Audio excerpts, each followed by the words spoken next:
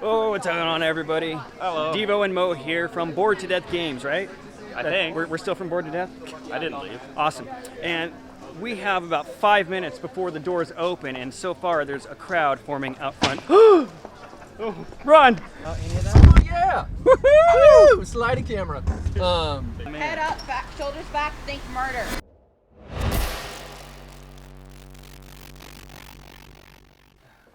Lake City Con, because you know it's really cool. I'm talking about the Lake City Con. Why are you back? I don't know. Bored, I guess. Fine, just be quiet so I can do this video. Yeah, you don't want to bother him while he's doing so well. Whoa, you know what? I'm so tired of your negativity. If you think you can do so much better, why don't you make the video? Yeah, do it, do it, do All it, right. do it, do it. Can't be any worse than yours. Do it. It all started on one foggy Tuesday. Nope. That's enough. Done. Cut. No, come on. Give me one more shot. Fine. So, this year was the second annual Lake City Comic-Con, and it was a lot of fun for us, but that's probably because Nathan O'Brien knows what he's doing. Will you quit sucking up and just get back to the video? Sorry. By this point, we've attended a lot of these conventions. CortaCon is going on today at the first inaugural Lake City Con. This past weekend, we attended the Lilac City Comic Con. Right now, we're at CortaCon. But every year, it's kind of like the first time. And that's because we're constantly meeting new people, seeing new cosplays, meeting new vendors, new artists. But it's not new. We see a lot of old friends, familiar cosplayers, That's artists. why it's like the first time. But it's not the first time. Enough. You two can sit quietly or just leave. I'm taking over. I'm finishing this. Am I clear? Sorry. Yeah, sorry. Thank you. Anyways, they're both right. We've met a lot of new people and we've seen a lot of new talent.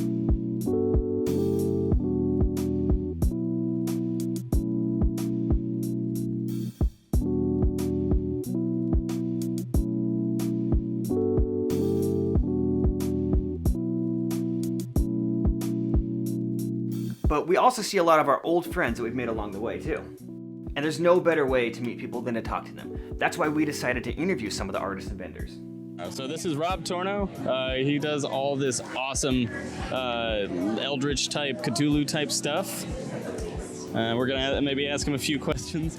I guess we've already had like a conversation about like Dungeons and Dragons and stuff. But is there anything else that really inspires your art? I have to say, like, horror movies, horror comics when I was a kid. I used to read, like, all the Bernie Wrightson and the House of Mystery and, like, all that stuff. I loved all those comic books as a kid.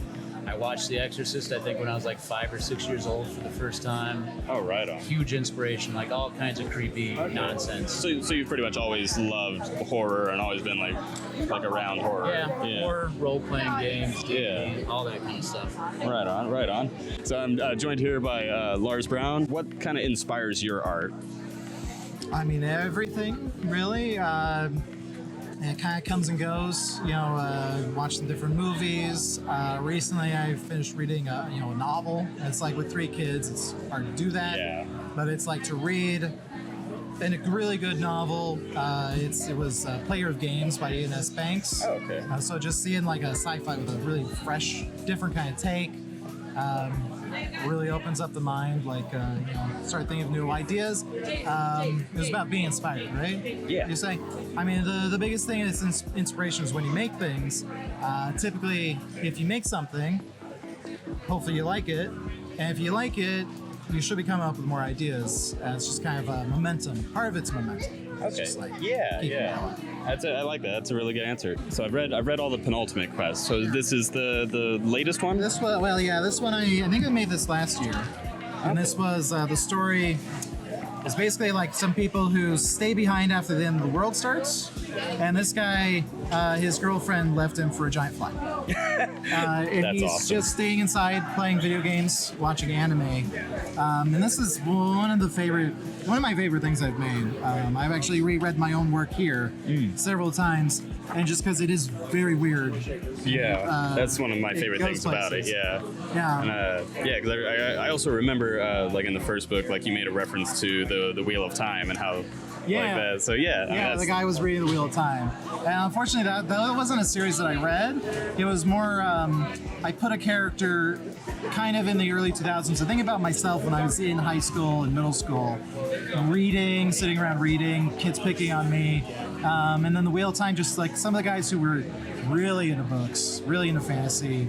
And that was, so I put that as kind of a reference to me and them at that time. Yeah, okay. The big fantasy for me that I built into it was C.S. Lewis, J.R. Tolkien, especially their ideas about making fantasy worlds. J.R. Tolkien's on fantasy, because they were kind of the first guys to really think about a whole world being a new place. Yeah. And that was not what we'd been doing. Like, even like science fiction, at the end of the century back then, 1800s, started 1900s, you think about guys who are thinking about aliens on the moon, thinking about aliens on Mars. They're not thinking of entirely new dimensions. Yeah. And that germinates from Lewis and Tolkien, the idea that, for them, being made in the image of God is having the ability to create. So they were creating their own worlds. Okay. As an example of them being made in God's image. And Penultimate Quest was definitely playing with that idea. Like the worlds that we make, our own fantasies, what we want, what we actually want, and how that all plays out. What we've been given and how we use it.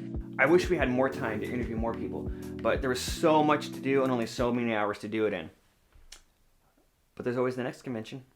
But anyways, before I get going, I just want to give a huge shout out and a thank you to Nathan O'Brien and the con staff, to all the vendors,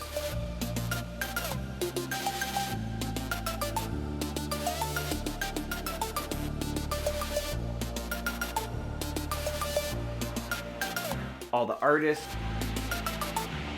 guest cosplayer Sparrow's Nest, guest artist Brie Gotham, our celebrity guests Zack Ward, Greg the Hammer Valentine, and Carla Perez, but most importantly, all of you. Thank you. And to keep up to date on these conventions, just make sure you go to lakecitycon.com and also lilaccitycomiccon.com. And to keep up to date with Bored to Death games, I would strongly recommend checking out b2dgames.com. Wow, you guys are useful for once. I'll get used to it. Fair enough. Well, I'm gonna get out of here. And if I didn't get a chance to see you at this convention, just follow at B2DGames on Facebook, Twitter, and Instagram, just to stay informed on which convention we'll be going to next. Well, until then, stay epic. Cheers.